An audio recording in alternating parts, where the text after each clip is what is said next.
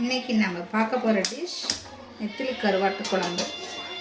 இது வந்து சளிக்கு, உடம்பு வந்து ரொம்ப வலியாக இருக்குது, பெயினாக இருக்குது, ஃபீவர் அடிக்குது அப்படின்னாக்க இந்த மாதிரி ஒரு இதை வந்து நம்ம ட்ரை பண்ணோம்னா நல்லாயிருக்கும். இந்த நெத்திலி கருவாட்டு குழம்பு நல்லா வந்து உடம்பு சரியில்லாத சமயத்தில் இந்த மாதிரி ரசம் மாதிரி வச்சு சாப்பிட்டோம் அப்படின்னாக்கா நல்ல ஒரு இதுவாக இருக்கும். எப்படி செய்யலான்னு பார்க்கலாம் வாங்க. நம்ம ஆல்ரெடி வந்து நம்ம இதில் வந்துட்டு மிளகு, ஜீரகம், வந்துட்டு பூண்டு, பச்சை மிளகா இதெல்லாம் எல்லாத்தையும் போட்டு அரைச்சி வச்சுருக்கோம். ஆல்ரெடி நம்ம தேவையானது என்ன, வெங்காயம், அப்புறம் வந்து மீனை வந்து கருவாட்டை வந்து நம்ம சுடு தண்ணியில் போட்டு க்ளீன் பண்ணி வச்சுருக்கிறது தான் இருந்தது. ஓகேங்களா. அடுத்து நம்ம என்ன பண்ணியிருக்கோம்னா அதில் வந்து புளித்தண்ணி, மஞ்சள், மிளகாத்தூள், அப்புறம் தக்காளி எல்லாத்தையும் போட்டு ஒன்றா பசைஞ்சு வச்சுருக்கோம். சரிங்களா. பசைஞ்சு வச்சுருக்கோம். இப்போ எப்படி பண்ணலாம் அப்படின்றத வேண்டாம்.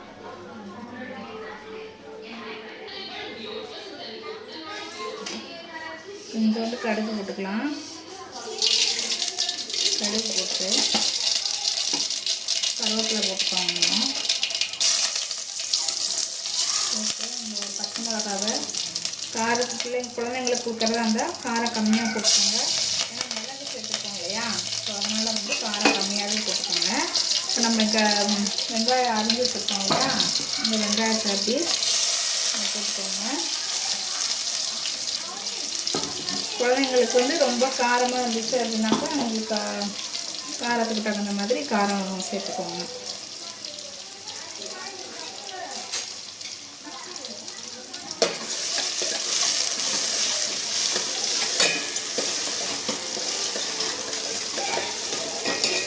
காரத்துக்கு தகுந்த மாதிரி எப்படி சாப்பிடணுமோ அந்த மாதிரி அந்த அளவுக்கு சேர்த்துக்கிட்டா போதும். வந்து என்ன பண்ண போகிறோம் அப்படின்னாக்கா இது அரைச்சி வச்சுருக்கோம் இல்லையா, கொஞ்சம் வெங்காயம் வந்து கோல்டன் ப்ரௌன் ஆகட்டும். ஆனதுக்கப்புறமா இதை அரைச்சி வச்சுருக்க விழுது இருக்கு இல்லையா, ரசத்துக்கு நம்ம ஆட் பண்ணுறோம் இல்லையா, அது மாதிரி நம்ம ஆட் பண்ணிக்கிட்டு அது விழுதை வந்து இதில் போட்டுருணும்.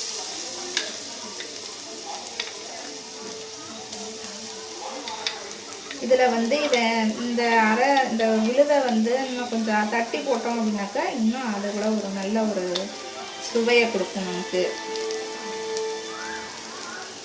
இதை வந்து வேஸ்ட் பண்ணானா இந்த மாதிரி தண்ணியை ஊற்றி இப்படி கலக்கி இதில் ஊற்றிடணும். சரிங்களா. வேஸ்ட் பண்ணலாம்.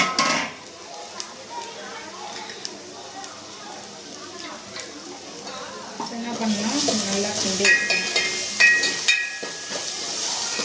நல்லா கிண்டி விட்டுட்டு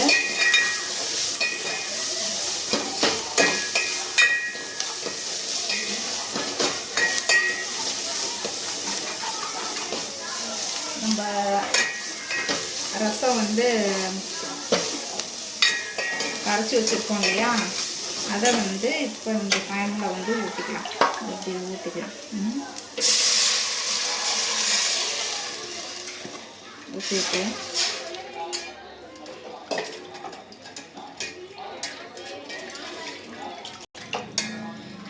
கரைசல் மஞ்சத்தூள், மிளகாத்தூள், உப்பு, அப்புறம் தக்காளி, புளி எல்லாத்தையும் சேர்த்து எல்லாமே வந்து நான் வந்து புளிஞ்சு எடுத்துக்கிட்டேன்.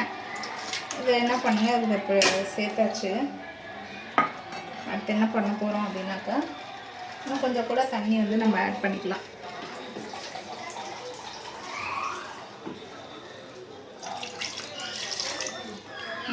தண்ணி கூட கொஞ்சம் ஆட் பண்ணிக்கலாம். இந்த ரசம் வந்து நல்லா சாப்பாட்டுக்கு நல்லா சலசலன்னு ஊற்றி அந்த சாப்பிட்டோம் அப்படின்னாக்கா அவ்வளோ ஒரு டேஸ்ட்டாக இருக்கும். நமக்கு ஒரு நல்ல ஒரு ஃப்ரெஷ்ஷாக இருக்கும் சாப்பிடும்போது. அந்த தண்ணி அந்த ரசத்தை குடிக்கும்போது அவ்வளோ ஒரு இதுவாக இருக்கும். இந்த மாதிரி ட்ரை பண்ணிக்கோங்க.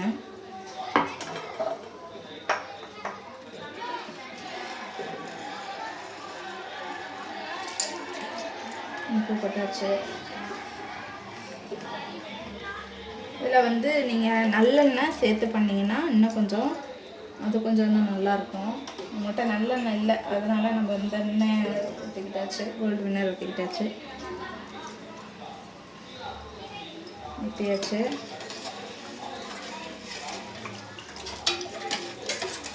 என்ன பண்ணலாம், நல்லா கலந்து விட்டுட்டு உப்பு இருக்கான்னு பார்த்துக்கலாம். கொஞ்சம்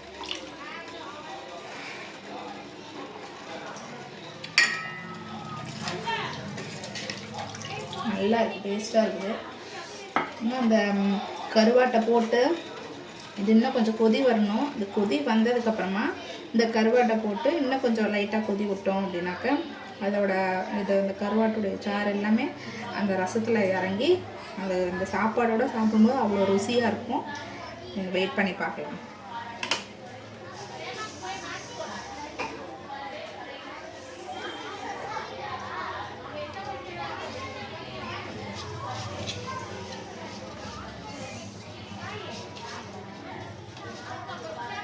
இதை அப்படியே மூடி வச்சிடலாம்.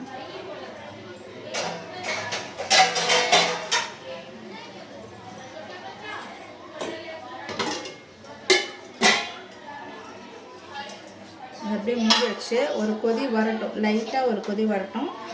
கொதி வந்ததுக்கப்புறமா நம்ம அந்த கருவாடை ஆட் பண்ணிக்குவோம்.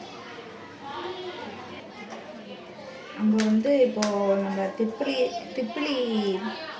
இருக்கு இல்லையா, திப்பிலிங்கிறது அது ஒரு மிளகு சார்ந்தது. அந்த இதை தான் நம்ம யூஸ் பண்ண போகிறோம். இதுவுமே வந்து சளிக்கு ரொம்ப நல்லது. இது கொஞ்சம் நம்ம வந்து ஆட் பண்ணிக்கலாம், லாஸ்ட்டாக ஆட் பண்ணிக்கலாம். அதில் கருவாடு போட்டதுக்கப்புறமா இந்த திப்பிலி ரச பவுடரை ஆட் பண்ணிக்குவோம். சரிங்களா? சைடில் அப்படியே நம்ம வந்து அப்படியே வச்சிடலாம். வச்சோம்னா ஒரு முக்காப்படி போட்டு வச்சு சாப்பாடு வடித்து சாப்பிட்டா அது ஒரு தனி டேஸ்ட்டுங்க. ஸோ அந்த மாதிரி வச்சாச்சு. ஒரு கொதி வந்துச்சு. இப்போ இந்த டைமில் என்ன பண்ணலாம் அப்படின்னாக்க, நம்ம இந்த இதை வச்சுருக்கோம் இல்லையா கருவாடு, அப்படியே இதில் போட்டுட்டு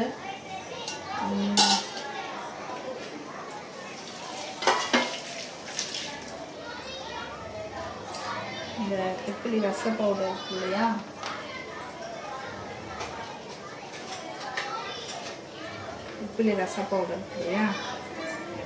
இந்த ஒரு 2 ஸ்பூன் ஆட் பண்ணிக்கோங்க.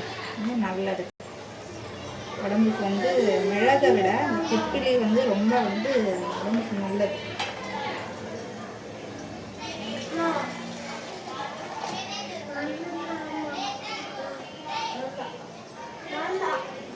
அப்படியே கலந்து விட்டுக்கலாங்க.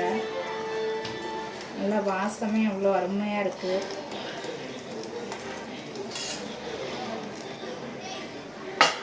அப்படியே என்ன பண்ணிக்கலாம் அப்படின்னா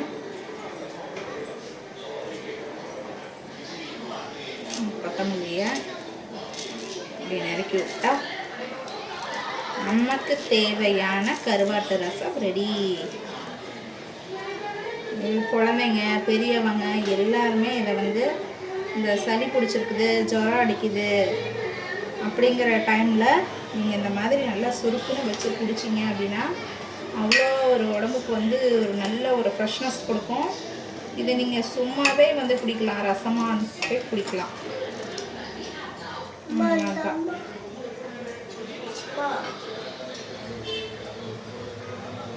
இப்போ லைட்டாக அப்படியே மூடி வச்சுக்கலாம்.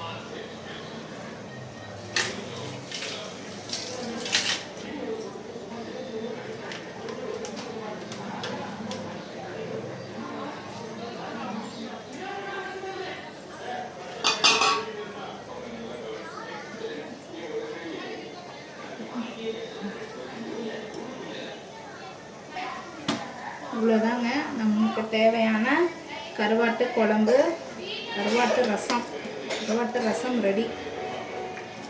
சுட சுட நைட்டு வச்சு சாப்பிட்டோம்னா அவ்வளோ ஒரு வயிறு வந்து நமக்கு கலகலன்னு இருக்கும்.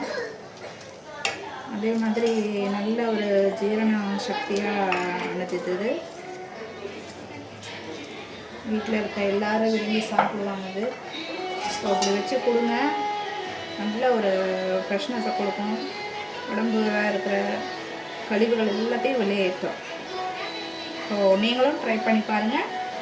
நன்றி, வணக்கம்.